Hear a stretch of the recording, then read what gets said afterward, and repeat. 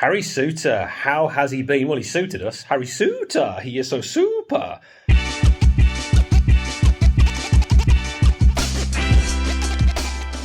I can probably do that with quite a lot of players. Michael Cooper, it works as well. Willa Sula, he was with us. Hello and welcome back to Blue Tinted Glasses for today's video, which is Loan Watch. I wanted to put this video together, a very brief video talking about the Leicester City players that are out on loan at other clubs. Now, that does involve 4 players. It is Sammy Braybrooke at Dundee FC. It's Harry Souttar at Sheffield United. It's Tom Cannon at Stoke. And it is Ben Nelson at Oxford United.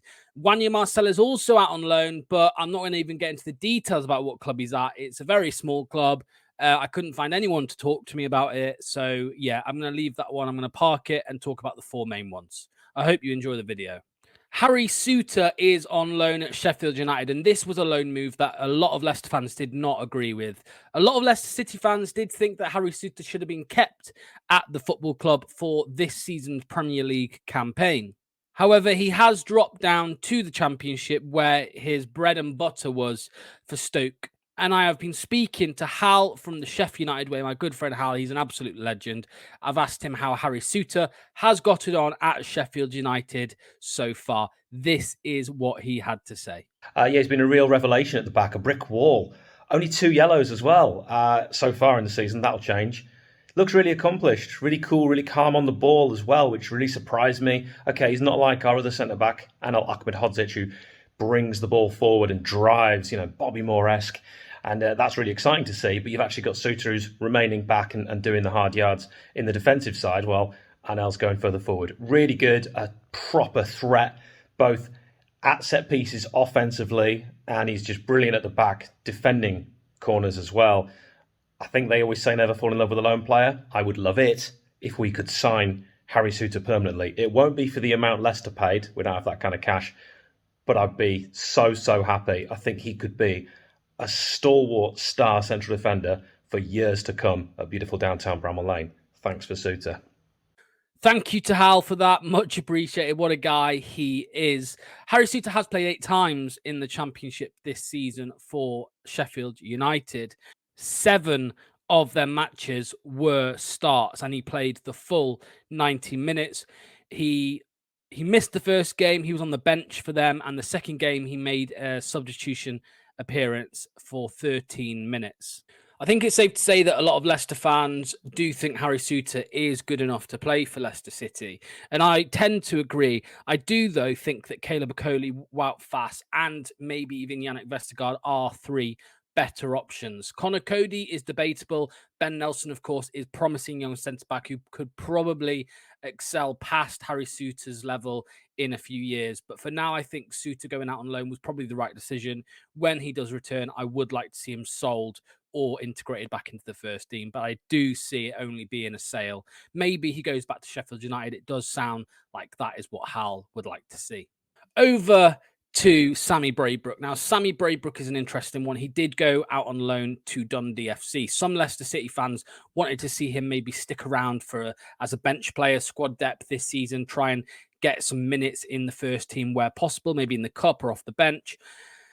But it's not really gone well for him at Dundee. You see, Sammy Braybrooke joined Dundee on loan on the 28th of August. So he has only been around for a few games so far in Scotland. He made his debut on the 31st of August, just a couple of days after he joined them. He played 62 minutes in that one in a 2-2 draw with St Mirren. He played kind of out wide on the right.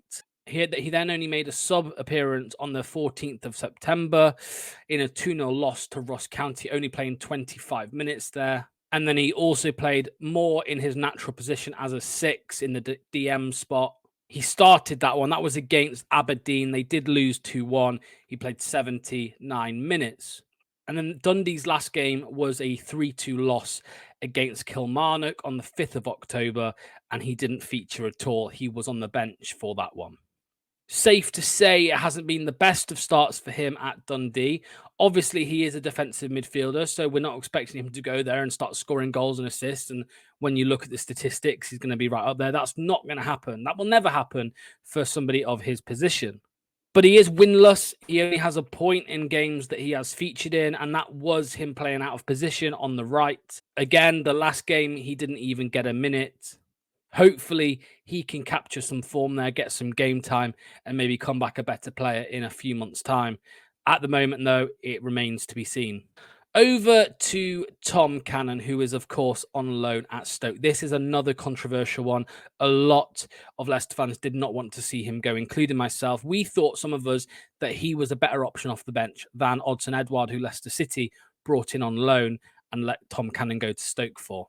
He's not had the best of starts at Stoke. Now, if we look at the statistics, the main one, goals, you will see that he has 5 games and 4 goals. And looking at that from afar, that sounds like a very good return and someone who is having a lot of joy on loan at Stoke in the Championship. But as we all know, unless you've been living under a rock, all 4 of them goals did come in one game. Yes, that's right. On the 2nd of October, in a home game against Portsmouth, Stoke won 6-1, and Tom Cannon scored not 1, not 2, not 3, but 4. Yes, he scored 4 goals in that thumping against Portsmouth. But other than that, he has not scored a single goal in any of Stoke's other games. He wasn't in the squad for their first game on the 31st of August, on deadline day, of course, because that is the day that he joined them. He started the next 2 against Oxford and Hull without a goal, and they were both losses for Stoke. He then started the 3rd game against Middlesbrough and came off the bench and came off the pitch at halftime. He, of course, played the full 90 minutes in that game against Portsmouth, where he scored 4. And he also played the full 90 minutes in the next game against Swansea. Again, he did not score in that one.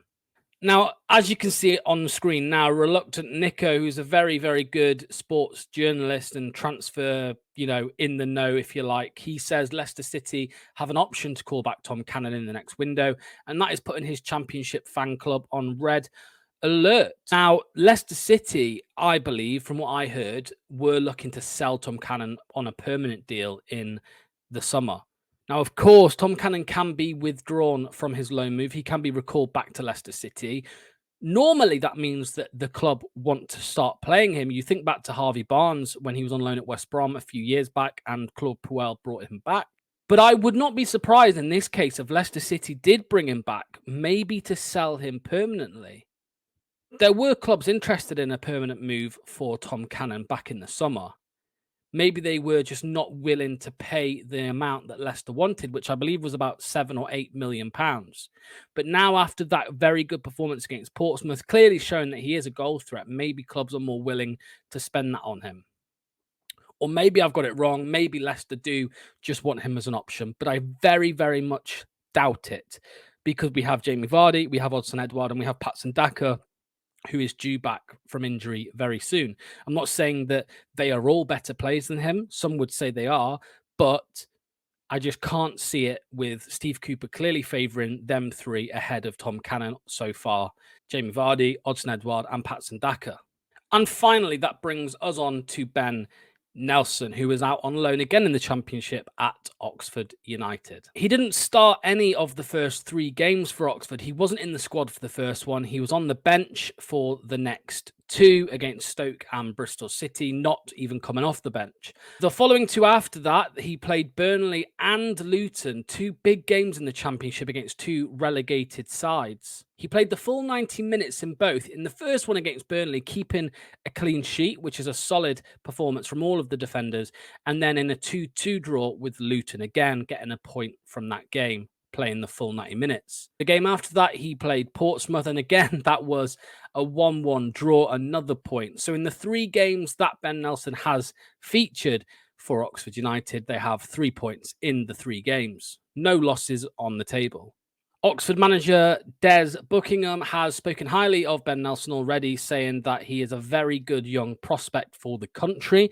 We saw Ben Nelson at Leicester City, of course, over the course of a few games last season, coming in for Conor Cody or Yannick Vestergaard when there were injuries or suspensions. And we actually thought as a fan base that he looked solid and he had a little bit more pace to him than, let's say, Yannick Vestergaard and Conor Cody. We thought maybe he would get a lot of game time for Leicester City in the Premier League this season with a change of manager. It wasn't to be. Another youngster, Steve Cooper, has shipped out on loan. I'm unaware if there is a recall clause in his loan deal. I'm sure there is, but I highly doubt it would be activated, and he will probably be left to play the full course of the season in the Championship and get plenty of game time experience and maybe, hopefully, confidence.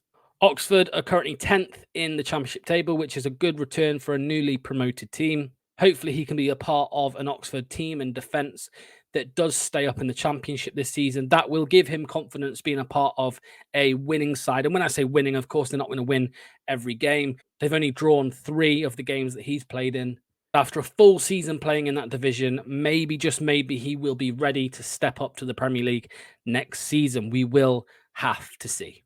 That wraps up today's Loan Watch video. Thank you so much for anyone who is watching this. Please hit the like button and leave in the comments section which of those players you are most looking forward to coming back to Leicester City either in January or at the end of the season. Which one has the best and brightest future ahead of them? Let me know, please, in the comments. Don't forget to hit the subscribe button, hit the notification bell so you never miss a video. And also just a special shout out to the members of the YouTube channel. There are a few of you, so thank you so much for showing support. If you do want to become a member of the YouTube channel, if you are watching on a browser, on a laptop or computer, there is a join button under this video. You can click that and be a part of the Blue Tinted Glasses family. Thank you so much. I'll see you next time.